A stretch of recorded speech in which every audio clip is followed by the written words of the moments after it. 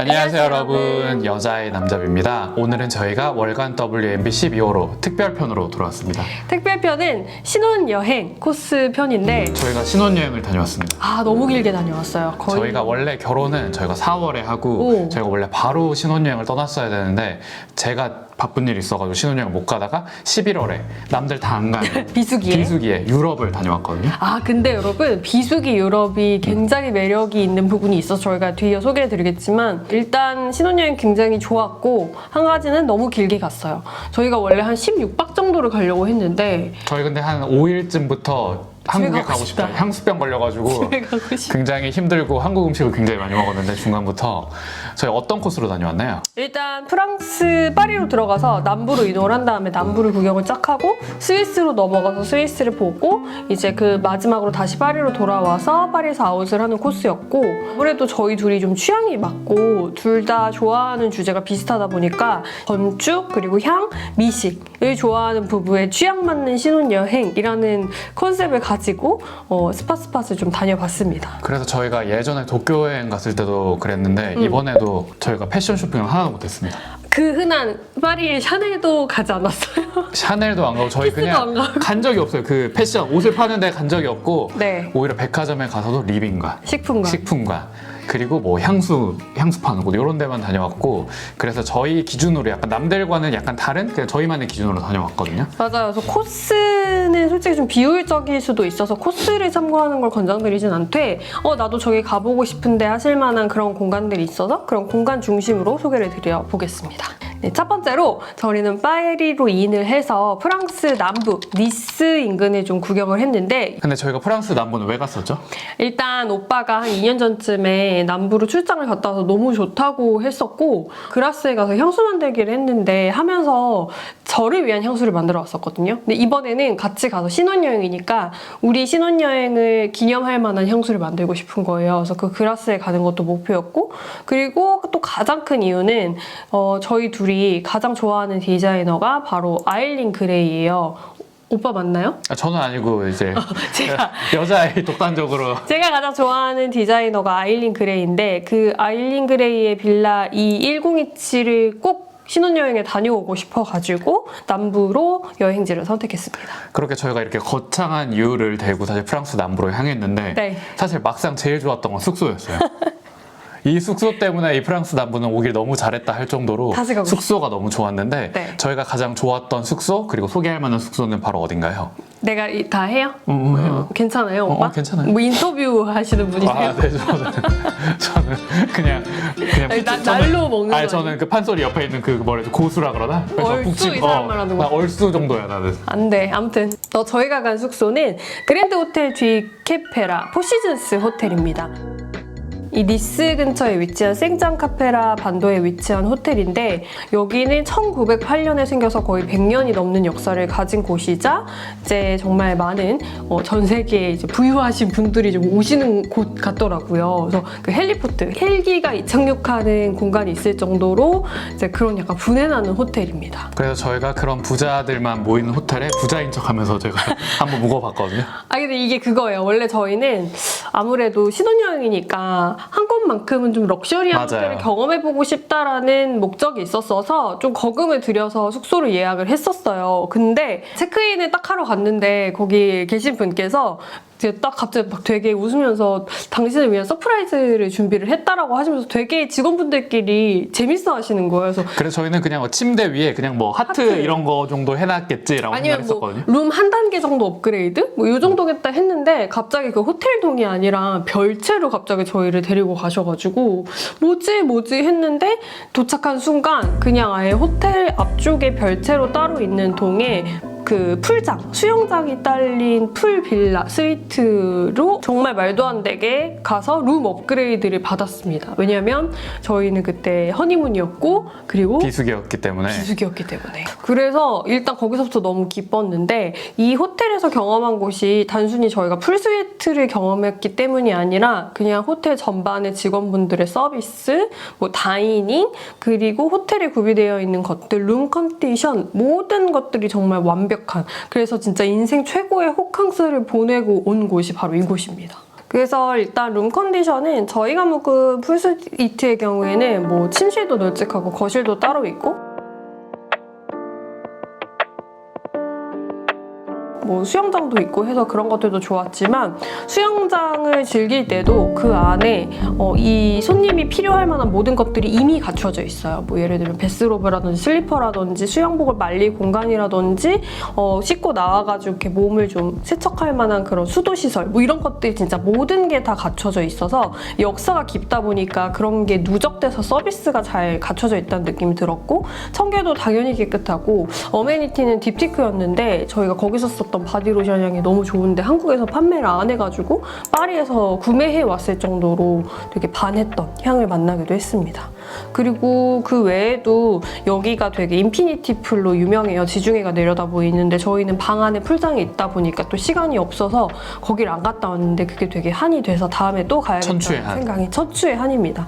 그리고 다이닝 관련해서도 이때 이 안에 미슐랭 원스타인 르캅이라는 레스토랑이 있긴 한데 여기가 문을 닫은 상태였긴 하나 안에 있는 다른 곳에서 밥을 먹었는데 거기서 조식도 되게 맛있게 먹었고 저녁에 그냥 가볍게 다이닝 그 디너 먹으러 갔을 때도 소믈리에 분도 엄청 프로페셔널하게 와인 추천도 잘해주시고 음식도 좋았어요. 그래서 다이닝까지 만족스러웠던 곳이었습니다. 그래서 여기는 사실 에밀리 인 파리에도 나왔었고 그리고 한예슬씨 유튜브에서 나와서도 굉장히 유명한 곳인데 사실 저는 가기 전에 그냥 사진이나 이런 거 영상으로만 보고 에이 좋아봐야 얼마나 좋겠어 그냥 우리 스타일은 아니네라고 그냥 했잖아.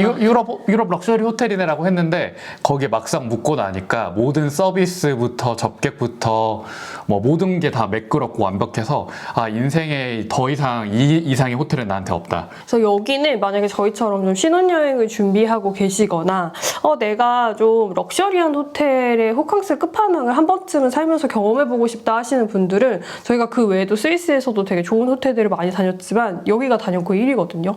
이게 사실 니스 시내에서 한 20분 정도 좀 떨어진 곳에 있거든요. 외진 곳에 있어요. 그래서 이게 자동차가 있어야지 갈 수 있다는 점은 조금 불편하긴 해요. 그래서 저희는 렌트를 해서 갔었는데 사실 가는 길 쉽지는 않았어요. 맞아요. 그래서 진짜 오빠가 운전하는데 골목이 너무 좁은데 심지어 가파르고 내비게이션도 너무 복잡해가지고 운전이 쉽진 않았다는 거는 감안을 해주셔야 되고 버스나 막 그런 택시로 다니기에는 조금 어려움이 있을 것 같아요. 근데 왜냐면 거기는 헬기 타고 오잖아. 맞아요. 근데 이제 호텔에서 그 차를 픽업해주는 서비스도 있다고 하는데 그것도 되게 비싸다고 들어가지고 차를 빌리실 분들만 이용하시는 걸 추천합니다. 그리고 비수기에 한 번쯤 꼭 가보십시오. 그래서 저희가 이번에 여행을 가고 느낀 게 비수기 여행의 좋은 점에 대해서 저희가 사실 조금 생각을 하게 됐는데 저희가 사실 여행 가기 전에는 11월에 유럽 여행하면 춥기도 하고 그리고 대부분 뭐 가고 싶은 데는 많이 닫기도 하고 그래서 굉장히 저희가 좀 우울한 상태로 갔었고 저 때문에 11월에 간 거라서 제가 굉장히 미안했었거든요. 그랬더니 저희와 같은 집순이 집돌이들이 가기에는 비수기 여행이 괜찮다 11월. 그러니까 이이신 분들은 아웃도어에서 활동을 많이 하시니까 별로 추천 안 드리는데 저희처럼 이런 집돌이 집순이신 분들은 비수기 여행을 추천합니다. 그래서 어느 호텔을 가건 굉장히 룸 업그레이드가 잦았었고 그리고 사람이 없기 때문에 어디든 쾌적하게 다 여유롭게 다 다녔었거든요. 가는 레스토랑 예약도 수월했었고 그래서 비수기 여행도 저희는 너무 매력이 있어서 중간에 다음에도 우린 여행 비수기에 와야지 라고 할 정도로 비수기 여행도 매력이 있었다라는 걸 꼭 말씀드리고 싶었습니다. 네, 그래서 저희가 뭐 이렇게 좋은 숙소에서 묵으면서 니스 인근에서 좋았던 장소를 말씀드리면 첫 번째로는 사실 니스에 간 가장 근본적인 이유가 되는 아일린 그레이의 E1027입니다. 이 1027은 아마 르꼬르비지에를 좋아하시고 르꼬르비지에랑 연관해서 아일린 그레이에 대한 이야기를 들어보셨다면 한 번쯤 알고 계실 만한 이 프랑스 생장카페라에 위치한 혁신적인 근대 건축물이라고 불리는 빌라예요. 그래서 이 말씀드린 우리 아일린 그레이와 그녀의 연인이었던 건축가 장 바도비치가 함께 설계를 한 집인데 안타까운 거는 이거를 설계하고 거의 지어질 즈음에는 두 분이 헤어졌다고는 해요. 근데 그걸 떠나서 저는 그냥 오빠랑 결혼을 하면서 우리 나중에 이렇게 잘 인생을 같이 꾸리다가 한 노년쯤에는 경제적으로 풍요롭다면 이런 건물을 꼭 하나 짓자. 우리의 가치관과 이상이 반영된 건물을 지었으면 좋겠다. 그런 마음을 가지고 같이 결혼을 했기 때문에 꼭 신혼여행에 여기를 가보고 싶었어요. 근데 안타까운 건 이때가 하필 이 1027이 현재는 이제 프랑스 정부에서 관리를 하고 있다 보니까 개장 기간이 정해져 있어요. 근데 11월 초까지만 하고 저희가 갔을 즈음에는 닫아 있는 상황이라 입장권을 구매할 수가 없어서 내부에는 들어가지 못했습니다. 근데 저는 내부에 못 들어가도 그 앞에 한번 발자국을 찍고 건물은 보고 올 수 있을 줄 알았는데 완전 이렇게 풀숲 담장으로 덮여 있고 바닷가 쪽에서만 볼 수 있다 보니까 거의 형체도 못 보고 그냥 표지판만 보고 왔긴 하나 간데 좀 의의가 있었던 곳이에요.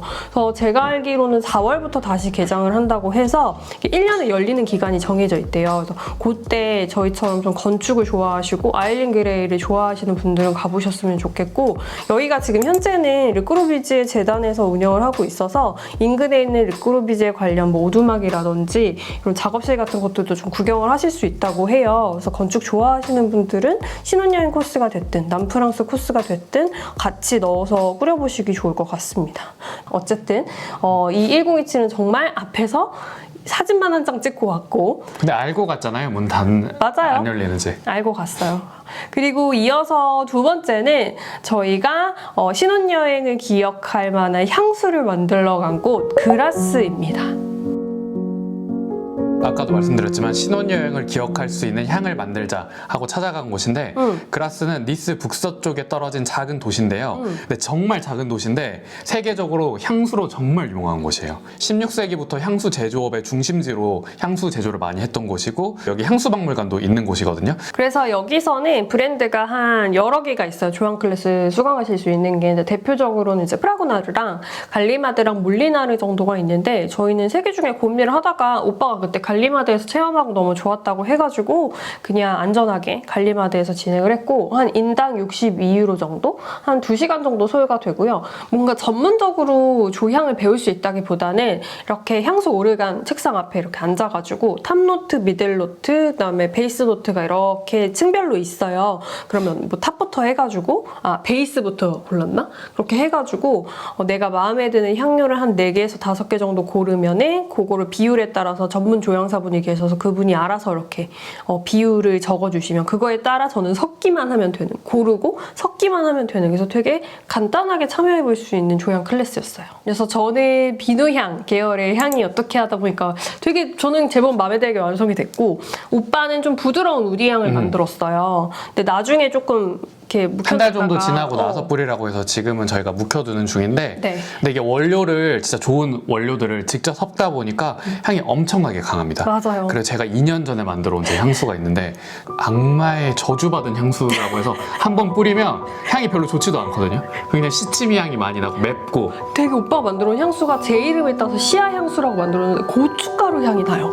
그래서 그거는 한 번 뿌리면 제가 샤워를 해도 계속 향이 남아있을 맞아. 정도로 강한 부향률이 좋아서 그런 것 같아요. 그래서 그라스는 주변에 진짜 향수 샵들도 많고 그리고 향수 박물관도 있기 때문에 중세적인 느낌을 가진 작은 소도시라서 구경하는 재미도 있거든요. 맞아요. 그래서 그냥 한 반나절 정도 시간 내셔서 방문해 보셔도 좋을 것 같아요. 근데 막 파리 같이 여러 브랜드의 유명한 브랜드의 향수를 사고 막 이런 현대적인 느낌이 아니라 전통적이에요. 그 영화 향수에 나올 것 같아. 여기가 좀 원료나 제조 이런 걸로 유명하다 보니까 좀 전통적인 느낌이 있다라는 건 감안을 하시면 좋을 것 같아요. 딥티크 이런 브랜드는 없어요. 그리고 이번엔 저희가 프랑스 남부에서 버린 대단한 사치 하나를 소개해드리려고 하는데, 네. 그리고 저희가 대단한 레스토랑에 방문을 했잖아요. 맞아요. 저희가 미슐랭 3스타이자 2019년 월드베스트 레스토랑 50에서 1위를 기록하고 지금까지도 계속해서 말씀드린 3스타를 유지하고 있는 정말 유명한 레스토랑에서 다이닝을 경험하고 왔습니다. 저희가 한 끼에 180만 원을 쓰고 왔습니다. 근데 이거였어요. 저는 짜잘하게 막 애매한 곳들을 다닐 바에 이번 신혼여행에서 그냥 딱 한 군데 제대로 된 파인다이닝을 한 번만 경험해도 된다라는 생각으로 마침 강북 근처에 여기가 있잖아요. 그래서 가봐야겠다 하고 방문을 했어요. 그 레스토랑 이름은 미라주르라는 레스토랑인데, 프랑스와 이탈리아 사이에 멍통이라는 아주 작은 도시가 있거든요. 레몬 축제도 하고 레몬으로 유명한 도시인데 이게 멍통의 산과 바다 그리고 레스토랑 자체 정원에서 얻은 신선한 재료를 활용한 창의적이고 자연주의적 요리를 하는 곳이라고 써있길래 굉장히 저는 일단 경계했습니다. 자연주의 맛없다. 약간 밍밍하지 않을까? 좀 맛이 복잡하고 직관적으로 맛있지 않지 않을까라는 걱정은 있었지만 이런 레스토랑을 꼭 경험해 보면 좋겠다 해서 방문을 했고 그래서 저희가 홈페이지를 통해 저는 예약을 했는데 인당 450유로 9코스짜리로 예약을 했고 그리고 여자애는 와인 페어링을 했고 저는 차를 가져갔기 때문에 노알콜 페어링을 했습니다. 그래서 플레이팅 하나하나, 디시 하나하나가 진짜 다 예쁘고 생각보다 직관적으로 맛있었어요. 간이 조금 있더라고요. 세더라고요. 짭짤해서 되게 맛있게 먹었는데 다만 코스가 진짜 길고 양이 이게 축적되면 하나씩은 작을지 몰라도 정말 많아서 나중에는 배불러서 못 먹겠다. 진짜 어떡하지? 싶을 정도로 양이 많았어요. 아니 그래서 저희 메일로 이렇게 저는 예약 내용을 주고받았으니까 근데 거기 미라주르에서 코스 시간이 2시간 반에서 4시간 정도 걸린다는 거예요. 네. 그래서 아니 저희가 서울에서도 파인다이닝 많이 가봤기 때문에 아무리 길어도 4시간이라고 했는데 저희도 한 3시간? 3시간 반 정도 걸렸는데 나중에는 먹다가 약간 도망가고 싶을 정도로 그 정도로 양이 많고 코스가 길고 맞아요. 근데 저는 이제 좋은 파인다이닝을 가면 뭔가 오케스트라가 연주하듯이 서비스부터 이 맛 그리고 와인까지 전체적으로 되게 조화롭게 어우러지는 경험을 좋아하는데 이곳은 그것 전체에 뭐 하나 크게 걸리는 게 없을 정도로 좀 완벽한 조화를 이루고 있는 곳이었고 플레이팅이 너무 예쁘더라고요. 플레이팅 진짜 예뻐요. 약간 그릇 쓰는 거 봐. 예술 약간 진짜 아트의 경계에 있는 것 같아요. 맞아요. 그래서 막 빵도 나오는데 이제 셰프님이 할머니였나? 할머니 때부터 내려오는 레시피로 만든 어떤 빵이 나오는데 그 빵도 되게 맛있었고 빵과 관련된 유명한 씨도 이렇게 인쇄해서 주시고 마지막에 갈 때는 이렇게 씨앗을 주세요. 국내에 가지고 오면 불법이니까 당연히 문익점이 될까봐 저희가 버리고 오긴 했는데 씨앗도 직접 집에 와서 심어서 이렇게 키워봐라. 저희가 갔을 때 주제가 풀이었기 때문에 그래서 그런 것들이 굉장히 잘 갖춰져 있는 곳이었습니다. 인생에 살면서 저는 한 번쯤 경험해볼 만하다 싶은데 조금 아쉬웠던 거는 일단은 코스가 너무 길어서 저희처럼 약간 배가 크지 않으신 분들은 이거 말고 4코스짜리도 있었죠. 6코스 350유로짜리도 있기 때문에 그거를 예약하시는 걸 추천드리고 아까도 말했지만 처음에는 너무 그 감동이 있는데 나중에는 너무 배부르고 힘들어서 약간 집중력을 잃거든요. 그래서 맛의 감동이 덜해지는 부분은 조금 아쉬웠고 그리고 노알콜 페어링은 저는 개인적으로는 비추였어요. 노알콜 페어링은 별로였고 그리고 친절하긴 했으나 여기 서버분들이 영어를 매끄럽게 잘하시는 건 아니라서 설명을 듣는데 저희도 영어를 익숙하지 않고 그분도 익숙하지 못하다 보니까 조금 서로 의사소통하는데 어려움이 있었고 맞아요. 그래도 저는 인생에서 한 번쯤은 경험해볼 만한 레스토랑이라고 생각해서 이렇게 남부 가셨을 때도 이렇게 저희가 멍통까지 가는 일이 쉽지 않잖아요. 그래서 꼭 한번 경험해 보시는 걸 추천합니다. 그래서 가격은 앞서 말씀드렸다시피 450유로 2코스에 뭐 노말콜 와인 페어링까지 해서 한 178만 원 정도 저한테 찍혔었고 그리고 그 뒤부터 이제 저희가 챙겨간 라면을 먹으면서 저는 그때 그 이후로 나의 양식은 이번 신혼여행에서 끝이다. 그 다음부터는 이제 무조건 한식을 먹겠다. 라고 돌아서 저희가 챙겨간 그래도 라면을 네. 그 다음에 스위스로 넘어갑니다. 이제 스위스에 갔던 이유는 아까 오빠가 예전에 니스를 출장 가서 경험했던 게 좋아서 저한테 전해주고 싶었듯이 저는 이제 20대 때 갔던 스위스가 너무 아름답고 좋았어서 나중에 결혼하고 사랑하는 사람이랑 꼭 다시 와야지라는 생각이 있었기 때문에 스위스를 갔고요. 그리고 그 두 번째로 큰 이유는 워낙 저희가 가구와 인테리어를 좋아하다 보니까 그 유명한 비트라 뮤지엄을 가보고 싶다. 비트라 캠퍼스를 가보고 싶다. 그리고 플러스로 니스에서 조금 열심히 돌아다니고 스위스 다른 도시에서 열심히 돌아다닌 다음에 이제 좀 스위스의 자연 쪽으로 가서 휴양해야겠다라는 생각으로 스위스를 골랐습니다. 그래서 스위스 내에서의 코스는 먼저 좀 도시죠. 바젤로 가서 바젤을 구경을 하고 그다음에 루체른으로 넘어가서 루체른에서 1박 정도 한 다음 발스라는 되게 외진 마을에 있는 온천 도시를 갔었고 마지막으로 그린델발트를 가서 쉬다가 다시 파리로 넘어왔고요. 저희가 첫 번째로 소개할 곳은 바로 비트라 캠퍼스입니다. 저희가 여기 때문에 이 스위스에 갔다고 해도 과언이 아닌데 여기는 독일에 위치하고 있어요. 그래서 독일과 스위스 중간 지점에 있는 것 같고 그리고 바젤에서 그냥 버스로 한 20분 정도 갈 수 있는 거리에 있거든요. 그래서 저희도 그냥 우버를 불러서 한 20분 정도 걸려서 갔었고 한마디로 얘기하면 가구와 디자인을 좋아하는 분들의 디즈니랜드다. 네. 이 큰 부지 안에 뭐 비트라 하우스, 비트라 디자인 뮤지엄, 전시 공간, 뭐 컨퍼런스 룸, 소방서, 생산 시설 등 비트라와 관련된 모든 시설들이 모여 있는 공간이에요. 근데 이 캠퍼스 자체가 정말 넓은데 거기 안에 있는 아까 말씀드린 건축물들이 세계적인 건축가들에 의해서 지어진 곳이거든요.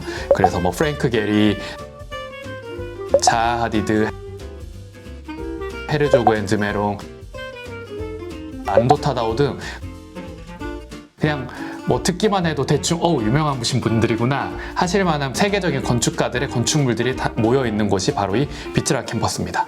근데 여기가 워낙 넓다 보니까 사실상 어떻게 구경을 해야 하지? 하시는 분들도 계실 거예요. 뭐 지도랑 이런 거 다 잘 되어 있지만 어떤 곳은 입장 무료고 어떤 곳은 또 입장 유료고 해가지고 그런 분들을 위해서 건축 투어가 제공되고 있어요.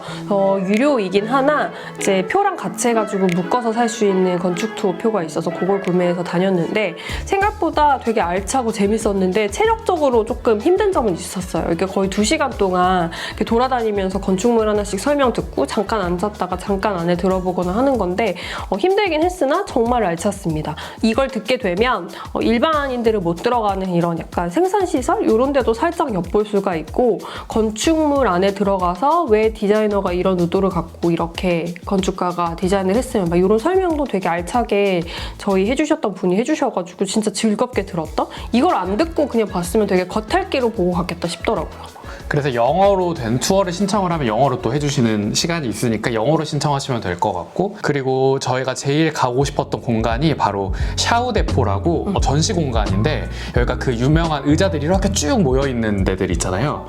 그 1층에서는 0층이라고 해야 할까요? 여기서는 이제 주제에 맞는 의자만 전시를 해놨고 저희가 갔을 때는 사이언스 픽션 디자인전을 하고 있어가지고 약간 SF 영화에 나왔던 그런 의자들이나 이런 게 주제에 맞게 모여 있었고 그 전시도 전시인데 사실상 아래 지하에 가면 비트라가 이제 의자랑 조명 안 쓰는 것들을 보관해 놓는 진짜 어마어마한 창고가 있어요. 아카이브가 있어요. 아카이브가 있는데 거기를 이렇게 유리로 살짝 이렇게 볼 수가 있습니다. 그래서 잠깐 보는 거지만 뭔가 거기에 우리가 좋아하는 작품들이 다 모여 있다고 생각하니까 되게 설레기도 했고 그 층에 이제 첼시 씨의 작업실을 옮겨놓은 것 같은 작은 공간이 있었는데 거기도 되게 예뻤고 또 서랍마다 이렇게 꺼내면 유명한 가구들 소재에 관련 정보들을 직접 보고 만져볼 수 있는 그런 아카이빙 되어 있는 공간도 있어가지고 정말 여기 볼거리가 풍성하다라는 생각이 들었어요. 그래서 이 샤우데포뿐만이 아니라 저는 좋았던 게 카페랑 레스토랑이 정말 좋았는데 모두가 다 이 비트라의 가구들로 채워져 있는데 이 DP도 사실 너무 멋있고 그리고 여기가 맛도 다 괜찮은 편이에요. 저희가 스위스에서 좀 음식이 힘들어 하다가 여기가 사실상 독일이니까 여긴 유로니까 가격도 괜찮고 맛도 좀 괜찮았고 장프르베 가구와 요 조명들로 해놓은 그 공간이 샤우데포 옆에 있는 카페여서 거기가 진짜 좋았고요. 그리고 무엇보다도 저희가 유럽에서 흔치 않게 아이스 음료를 제대로 파는 곳이기 때문에 여기서 아이스 아메리카노 그것도 한번 드셔보시면 좋을 것 같고 그리고 여기에 비트라 하우스에 이제 비트라 이제 물건들을 파는 비트라 숍이 있거든요. 그래서 이 안에는 여러분들이 좋아하시는 비트라의 가구들, 조명들, 산업 디자인 제품들 이런 것들이 정말 7,000점 이상 작품이 소장되어 있고 실제로 비트라 하우스 안에서는 그런 소품 같은 것들을 가구나 이런 것들을 구매도 하실 수가 있어서 샵도 있어가지고 한국에 있는 그 디자인 편집셔들의 업그레이드 버전입니다. 맞아요. 다만 이제 워낙 요즘 유로 환율이 비싸기도 하고 그리고 요즘 한국에서 가격 좋게 가지고 오는 데도 많다 보니까 가격 메리트는 크게 있지 않아요. 그래서 저는 한국에서 못 구하는 것들만 좀 몇 개 구매해서 왔습니다. 그래서 그거는 참고를 해주세요. 만약에 정말 디자인과 가구를 좋아하시면 하루 정도 할애하셔서 맞아요. 가보시는 게 좋을 것 같아요. 저희는 조금 아쉬웠거든요. 우리는 거의 반나절 썼지만 아쉬웠어. 그리고 저희가 바젤에서 또 인상적으로 좋았던 곳이 바젤 쿤스트입니다. 아무래도 바젤이 워낙 이제 아트 바젤이 열리고 아트 도시로 유명한 곳이죠. 그래서 여기를 기점으로 비트라 뮤지엄도 다녀올 수 있고 또 바젤에 있는 미술관 투어도 할 수 있어서 바젤로 갔던 곳인데 여기서 갔던 곳은 원래 목록에 미술관이 엄청 많았었어요. 근데 저희가 체력이 30대다 보니까 생각보다 저질 체력이더라고요. 20대였으면 한 군데 더 갔어. 맞아요. 그래서 겨우겨우 이제 그 유명한 쿤스트 뮤지엄이랑 바이엘러 파운데이션 정도를 보고 왔습니다. 그래서 쿤스트 뮤지엄은 바젤을 좀 대표하는 시립 미술관이고 스위스에서 가장 오래되고 규모가 크다고 해요. 그래서 정말 15세기부터 현대까지 주요 작품들을 소장하고 있을 뿐더러 컬렉션이 진짜 방대해요. 그래서 총 3곳으로 되어 있어서 본관, 신관, 현대미술관이 있는데 저희는 심지어 본관이랑 신관 보고서도 더는 못 보겠다. 더 보고 싶지만 정말 발이 터질 것 같아서 그래서 결국 현대미술관은 시간 관계상, 체력 관계상 못 보고 왔던 아쉬움이 있습니다. 그래서 컬렉션도 컬렉션인데 그 컬렉션이 놓여있는 공간 자체도 너무 근사하고 그리고 DP라고 해야 될까요? 어떤 전시 구성 자체도 너무 좋고 그리고 조용히 그걸 관람하는 분위기도 너무 좋아서 정말 오랜만에 좋은 경험을 했던 미술관이고 다만 규모가 크기 때문에 여기도 하루 정도는 잡아야 될 것 같아요. 맞아요. 그래서 저희가 바젤에서 뭐 볼 게 많겠어 했는데 생각보다 볼 게 많아서 넉넉히 시간 잡는 거 추천하고 그리고 더는 못 보겠다 싶었지만 그래도 한 군데는 더 가자. 여긴 꼭 가보고 싶다 해서 갔던 곳이 바로 바이엘러 파운데이션입니다. 바이엘러 미술관은 바이엘러라는 유명한 예술 컬렉터가 자기의 소장품을 기반으로 해서 만든 미술관인데 이게 상설 전시 작품들도 좋은데 저희가 갔을 때는 마티스전을 하고 있었거든요. 그래서 마티스 작품들이 모여있기 때문에 그걸 보러 바젤 분들이 정말 많이 모여 있어가지고 진짜 많았어요. 그래서 여기는 작품 자체도 좋지만 이 미술관 건물 자체를 렌조 피아노가 설계를 했는데 이게 자연과 조화를 이룬 아름다운 건축물로도 유명하거든요. 그래서 저희도 끝나고 나서 이 미술관 바깥을 산책을 했는데 그 미술관과 밖에 있는 그 정원 분위기가 너무 잘 어울려져가지고 그냥 이 산책하는 경험만으로도 너무 행복했었고 그리고 또 남자비가 스위스에서 느낀 게 있다면서요? 앞서 남프랑스에서 비수기 여행의 좋은 점에 대해서 생각하게 됐다면 스위스에서는 이 고물가에서 맛없는 음식을만 나오는 레스토랑들이 있을 때 어떻게 해야 되는가. 스위스는 사실 여자아이가 저한테 미식은 기대하지 말라고 했었거든요. 음식 기대하지 말라. 그리고 물가도 비싼데 비싼 식당에 가도 나오는 음식이 그 가격 대비를 못한다 라고 했는데 정말 그 말이 맞더라고요. 그래서 저희가 체득을 한 게 스위스에서는 안전하게 햄버거를 먹어라. 햄버거를 드세요. 여러분 무슨 뭐 스위스 역사 이런 것도 뭐 음식과 관련된 역사를 다 존중하고 하지만 스위스의 전통 음식은 한국인 입장에서 이제 고물가를 생각해서 만족스럽지 않을 확률이 되게 커요. 그래서 안전하게 햄버거를 드시면 거기는 또 고기를 되게 질 좋은 걸 쓰기 때문에 어딜 가도 이제 고기 굽기도 선택할 수 있어서 햄버거가 가장 안전하고 감자튀김이 가장 맛있습니다. 그래서 저희가 햄버거를 거기서 한 4-5번 정도 시도를 했었는데 그때마다 성공적이었어요. 맞아. 근데 저희가 먹다 지쳐가지고 또 바젤에 마침 유명한 볼이라는 한식당이 있어가지고 거기도 갔는데 사장님도 한국 분이시고 거기서 이제 김치찌개랑 제육볶음을 먹었는데 오랜만에 이제 고향의 맛을 느끼면서 굉장히 만족스럽게 식사를 물론 했어요. 이제 계산서를 받아들고 좀 황망해지긴 했거든요. 워낙 스위스가 비싸기 때문에. 물가 생각하면은 나올 만한 가격인데 그래도 다른 데서 먹는 것보다 훨씬 만족스러웠습니다. 그래서 어쨌든 여러분 햄버거를 드십시오. 바로 페터준토르의 온천을 경험하실 수가 있는 그래서 이 눈을 맞으면서 야외 스파를 하는데 그냥 자본주의의 친절함이란 이런 것이 아니라 맞아. 유럽 부자들이 정말 올 것 같은 힙한 감성과 독창적인 영감이 쏟아지는 갈 때마다 제가 방문을 하는 곳이고 진짜 여기가 에펠탑 명소더라고요. 전 세계 요리사나 요리 애호가들에게 굉장히 유명한 전설의 주방용품 가게죠. 근데 제가 유일하게 2번 방문한 레스토랑이 미라주르보다 여기가 더 맛있었어요. 진짜로. 여행 와서 먹은 것 중에 여기가 최고다.